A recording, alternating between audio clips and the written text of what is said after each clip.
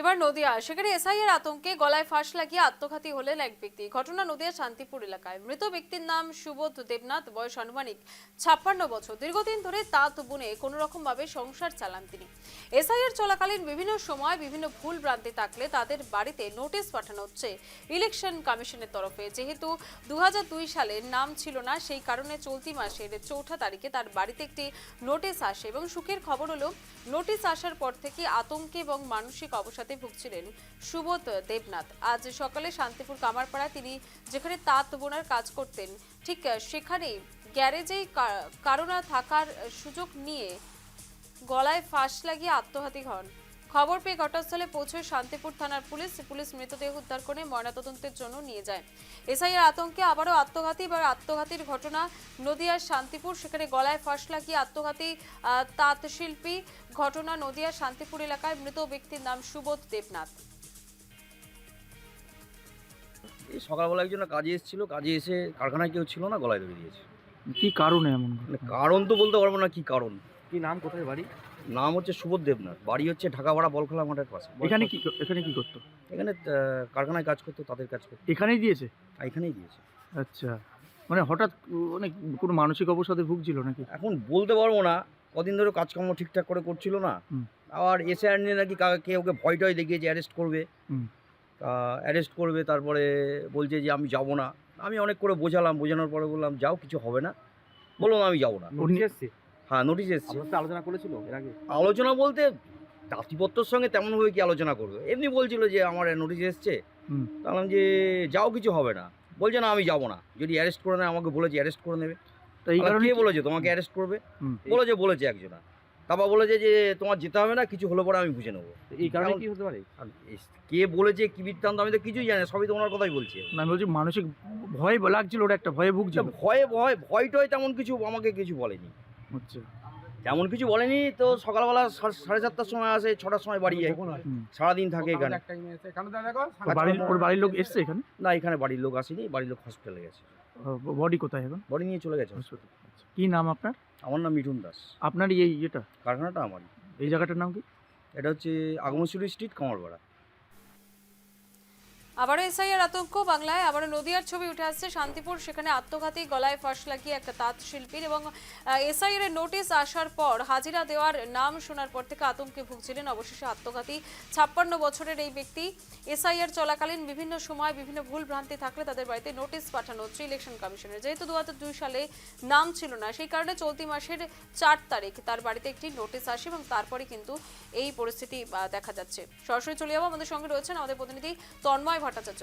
তন্ময়, এই যে একের পর এক এসআইআর আতঙ্ক এবং বাংলা জুড়ে একেবারে বলা যায় যে আত্মহত্যার মিছিল চলছে, এসআইআর নিয়ে মানুষের এই সমস্যাটা কবে মিটবে বা এই যে ঘটনা ঘটলো, কি বলছে তার পরিবার? দেখো, এসআইআর চলাকালীন মৃত্যু কিন্তু প্রচুর পরিমাণে হচ্ছে, এমনটা কিন্তু রাজ্য জুড়ে দেখা যাচ্ছে।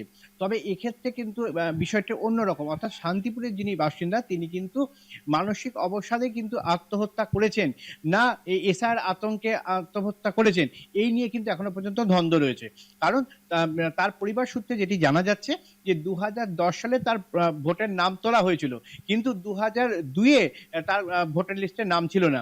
এবং এই যে ফর্ম ফিল আপ হয়েছিল তাতেও বেশ কিছু ভুলভাল ছিল, এমনটা কিন্তু দেখা গেছে। এবং তিনি তার পরিবারে বারংবার জানাতেন যে হয়তো এবার তাকে জেলে যেতে হবে বা তাকে কোনো জায়গায় যেতে হবে, এই আতঙ্কে ছিলেন। তার পরিবারে তার অসুস্থ স্ত্রী এবং একটি ছেলে রয়েছেন।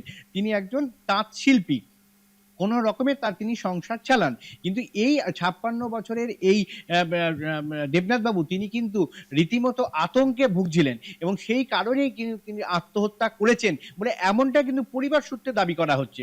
তবে এখনো পর্যন্ত পুলিশের তদন্ত চলছে এবং শুধু কি এই কারণেই কি আত্মহত্যা করলেন, না এর পেছনে অন্য কোনো কারণ রয়েছে, সেই বিষয়ে কিন্তু শান্তিপুর থানার পুলিশ কিন্তু রীতিমধ্যে তদন্ত চালাচ্ছে। এসআইআর সংক্রান্ত যে বিষয়, তাতে বারবারই একই ঘটনা ঘটে আসছে। সেক্ষেত্রে কি কোনো রকম বোঝানো বা কোনো মানুষকে নিয়ে একসাথে বসে বোঝানোর যে বিষয়টা, সে কিছু দেখতে পাচ্ছ? সরকারের তরফ থেকে কোনো উদ্যোগ দেখতে পাচ্ছ রাজ্য সরকারের তরফ থেকে?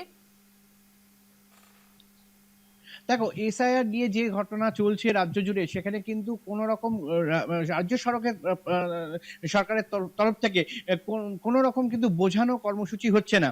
কারণ বিভিন্ন আমরা বিভিন্ন যেসব জায়গাগুলোতে সভা হচ্ছে, অর্থাৎ তৃণমূলের শাসক দল তৃণমূল, সেই তৃণমূলের সভা থেকে দেখা যাচ্ছে যে এসআইআর নিয়ে কিন্তু বিজেপিকে তারা আক্রমণ করছে এবং নির্বাচন কমিশনকে কিন্তু আক্রমণ করছে।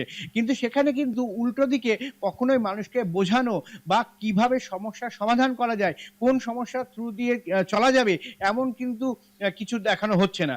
যার ফলে সাধারণ মানুষ কিন্তু বিভ্রান্তের মধ্যে পড়ছে, ভুলভ্রান্তি তৈরি হচ্ছে এবং সেক্ষেত্রে কিন্তু হেয়ারিং এ নাম যাচ্ছে। আর যখনই হেয়ারিং এ নাম আসছে, তখনই কিন্তু যারা পিছিয়ে পড়া মানুষ বা যাদের ক্ষেত্রে শিক্ষাগত যোগ্যতা কিছুটা হলেও কম হলেও তারা কিন্তু এই বিষয়টি বুঝতে পারছেন না এবং তখনই কিন্তু আতঙ্কে তারা কিন্তু আত্মহত্যার পথ বেছে নিচ্ছে। এই সংখ্যাটা কিন্তু আস্তে আস্তে কিন্তু বাড়ছে, এমনটা কিন্তু দেখা যাচ্ছে। তবে একেবারেই। এলাকায় বা বিশেষ শান্তিপুর এলাকায় পুলিশ সূত্রে কিন্তু এই আত্মহত্যার পেছনে তারা এটি মামলা রুজু করেছে এবং কি কারণে এবং এই আত্মহত্যা না এর পেছনে অন্য কোনো চক্রান্ত, তা নিয়ে কিন্তু সুকেশ তারা তদন্ত করছে, এমনটাই কিন্তু জানা গেছে পুলিশ সূত্রে। বেশ, একেবারেই অনেক ধন্যবাদ। এতক্ষণ আমাদের সঙ্গে সরাসরি ছিলেন আমাদের প্রতিনিধি তন্ময় ভট্টাচার্য। এবং আবারও এসআইআর আতঙ্ক বাংলায়, এবার আত্মঘাতী গলায় ফাঁস লাগিয়ে নদিয়া শান্তিপুরের ব্যক্তি 56 বছরের সুবোধ দেবনাথ এবং নেপথ্যে সেই এসআইআর আতঙ্কই উঠে আসছে। তবে মানসিক অবসাদ নাকি এসআইআর আতঙ্ক, তা নিয়ে বেশ খানিকটা দ্বন্দ্ব কাজ করছে।